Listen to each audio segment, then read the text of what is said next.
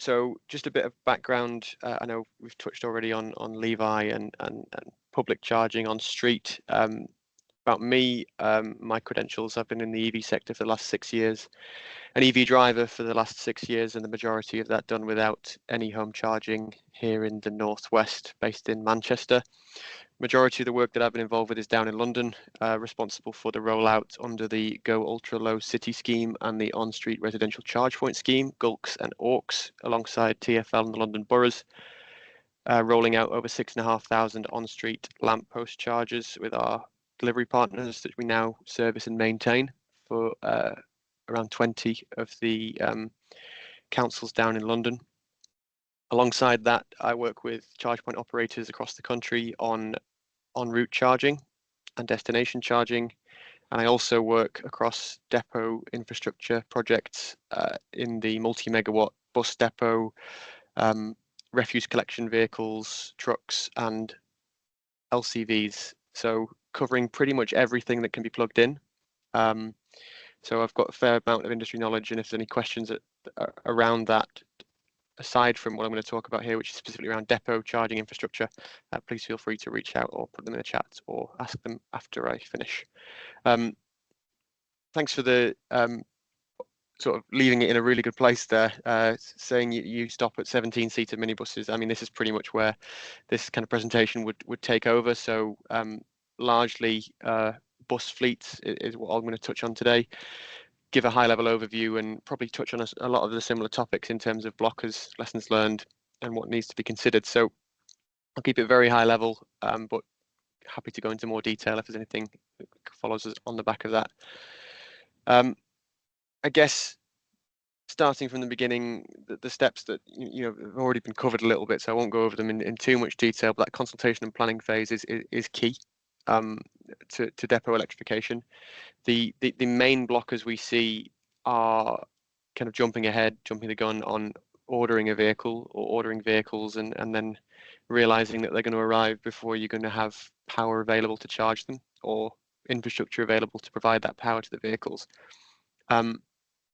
The biggest thing that we see in the industry is that happening, where you've got stranded assets being parked elsewhere that have been paid for, that are depreciating, and you have no way of running those vehicles, and you're having to fall back on diesel or petrol or existing fleet that was planned to be made obsolete or sold on, and then the land is expensive to host those vehicles. You're already paying for the contract on those vehicles and fines from any relevant authorities. So power first would be the message from me, starting with the end goal in mind. So looking at maybe what you need imminently for the future, but then looking ahead to, well, 2030 is not far away, 2035 not far away. So if you are planning to decarbonize the whole fleet by those deadlines, what you're going to need for the end state. The other mistake people make on the power side is potentially going too big too soon. You can do a lot with a little in this industry.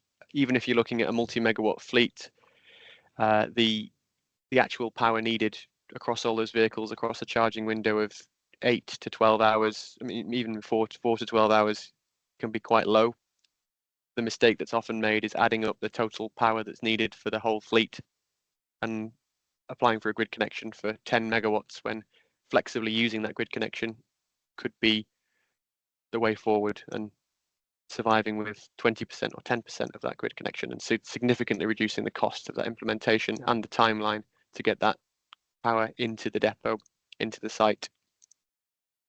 Often what can be done is smart charging, which I will add is slightly more flexible with DC charging rather than AC. AC charging can be really, really useful for those longer dwell times, 12 to 14 hours, but you're only ever going to have 22 kilowatts available at maximum. If you have a DC charger that can provide 150, 200 kilowatts into a vehicle, that can be used a lot more flexibly than a series of AC chargers.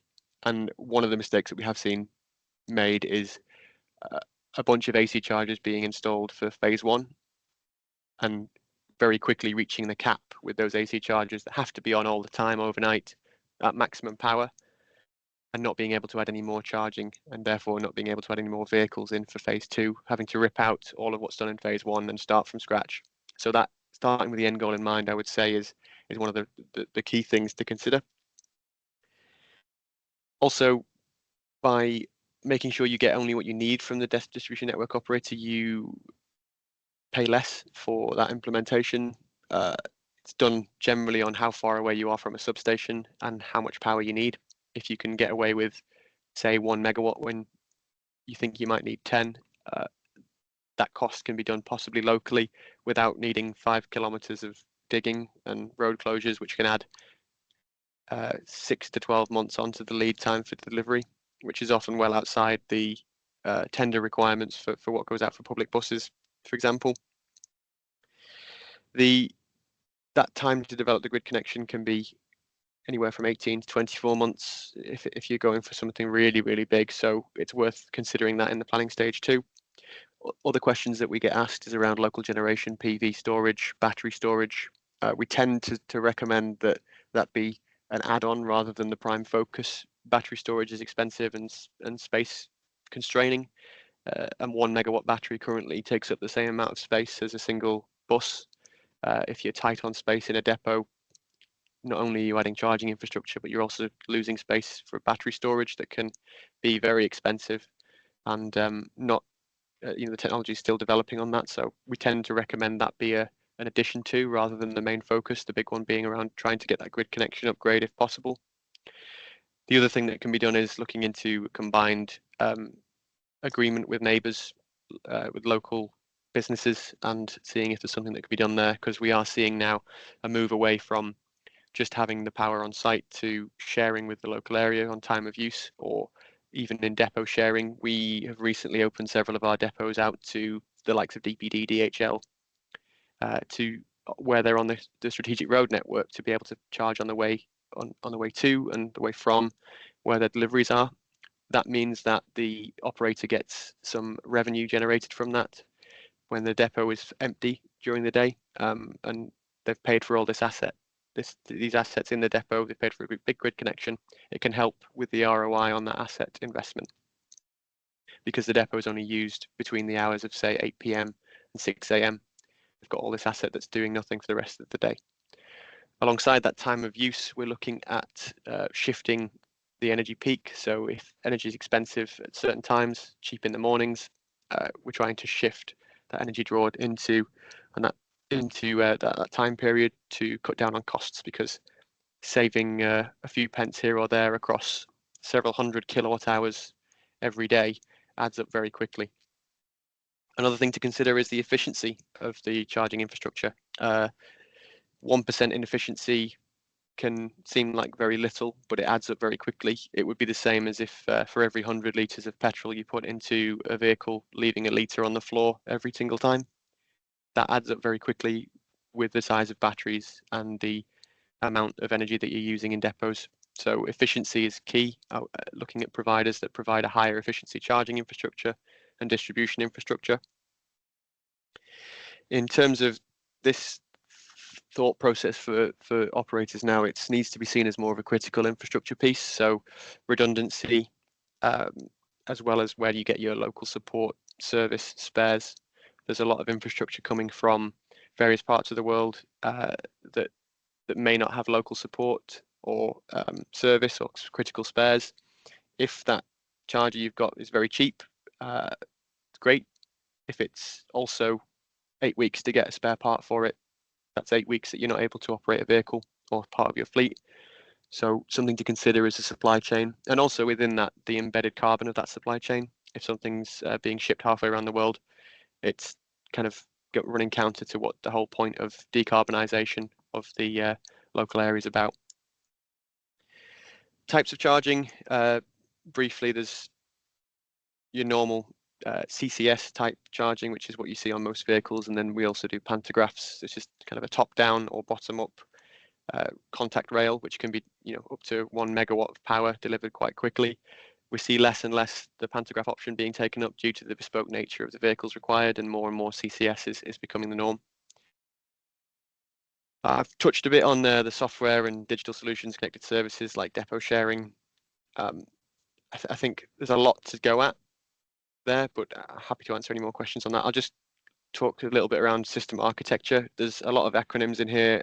I won't go into all of them, but if you do have specific questions around how the architecture works in a depot, we've touched a little bit there on the OCPP, which is the Open Charge Point Protocol, which is the standard for vehicle integration.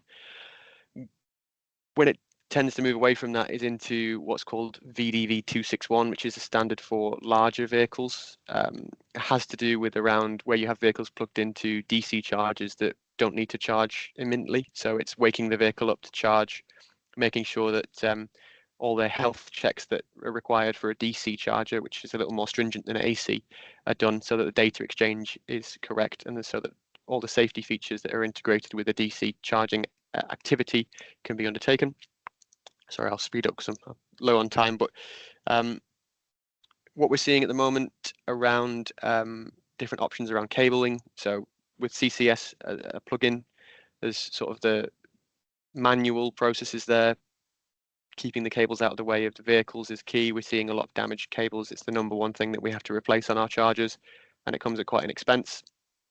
So swinging out on arm, having it on sort of a manual hose that swings out, and then there's also into motorized cable reels.